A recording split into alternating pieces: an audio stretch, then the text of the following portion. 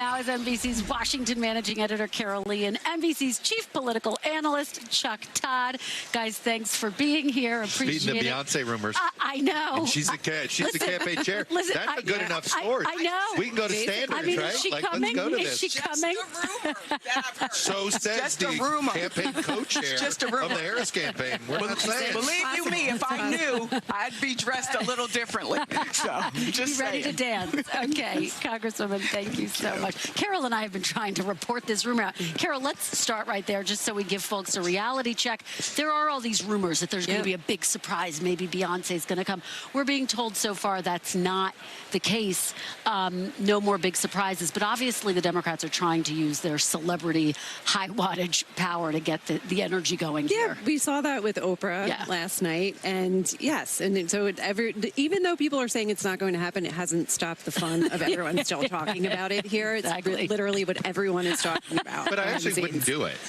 Because there's one star tonight. There's one star tonight. That's Kamala Harris. You know, I mean, Wednesday night it might have made sense, or tomorrow it could make sense. You actually don't step on the nominee. Right. Okay, so let's talk about the nominee and the substance of what we might hear from her. Chuck, kick this part of our conversation off. What do you think she needs to do? And there's this big question about how much detail she's going to get into. Typically, we might not spend that much time talking about detail if she hadn't just joined the top of the ticket. Right. But people are really hungry for answers from her. Do you think they'll get them tonight? I think she needs to directionally say who she is without getting specific. Convention speeches or not. Mario Cuomo had a famous line. You know, you campaign in poetry and you govern in prose. Yeah. And that is always good advice. You don't want to make it if she comes in with the Joe Biden speech on Monday night, huge mistake. Yeah. Right? Joe Biden basically sounds like his acceptance speech, because it's my understanding they sort of used a bit of that. It was very laundry listy. Yeah. Now, he was running for a re-election, and a re-election is slightly different. Even Barack Obama's acceptance in 2012 was a little more of the detail. But Tim Walz last night never once talked about his time in Congress other than winning contests, shooting contests against Republicans. And he didn't talk about, he didn't really talk about what he did as governor. It was more of a value speech, right? I'm on your side. And when I think about the successful, when Democrats have had good conventions, it's when the nominee has done less substance and more values. Yeah. Bill Clinton did it really well in '92. Al Gore, people forget this. I mean, his campaign was languishing until his convention, and he really sort of created a very populist speech, but it was a values. Whose side are you on? And I think that little things like talking about her days as a prosecutor is a way to saying, look, I'm not going to be soft on crime. I'm not going to, I know they're trying to paint me as a picture here. I don't think she'll do this. But I actually would confront. They're going to say I'm this. Yeah. Let me tell you the truth. They're going to say I'm this. Let me tell you this. I don't think she'll do that because I don't think she wants to sort of feed those. But in some ways, the speech ought to feel like it gives these delegates the responses they need when Trump says she's soft on crime, she's ruined San Francisco, the border's a mess. One thing I'd love to see them do, and they don't do, is acknowledge we didn't get the border right for the first 2 years. But we're getting it right now. Right. And I'm not going to mess this policy up. It's, to me, it's a way to lean into the middle to say, hey, we don't always get it right, but we listen to you. And we learned our lesson. Right. Yeah. Carol, part of Chuck's talking about the narrative, the fact that she has this burden of reintroducing herself really to the American people. One of the things that she's not leaning into, unlike Hillary Clinton, is the fact that, yes, she is the first woman of color to be at the top of a major party ticket. Now, again, she's going to nod to that. She'll acknowledge it.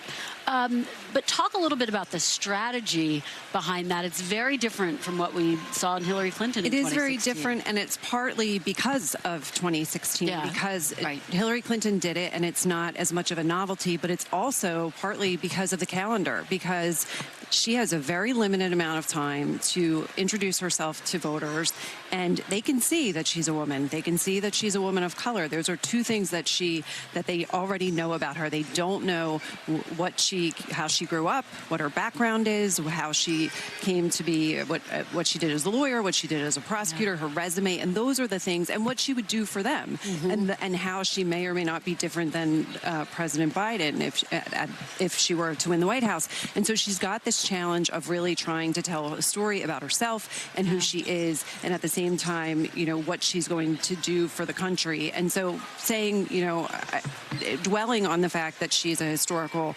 candidate is something that others can do more than she needs to do. Well, and it's so interesting, Chuck, because, Carol referenced Oprah Winfrey was here. It wasn't just about Oprah Winfrey being here. Right. It was about her talking about the fact that she's an independent.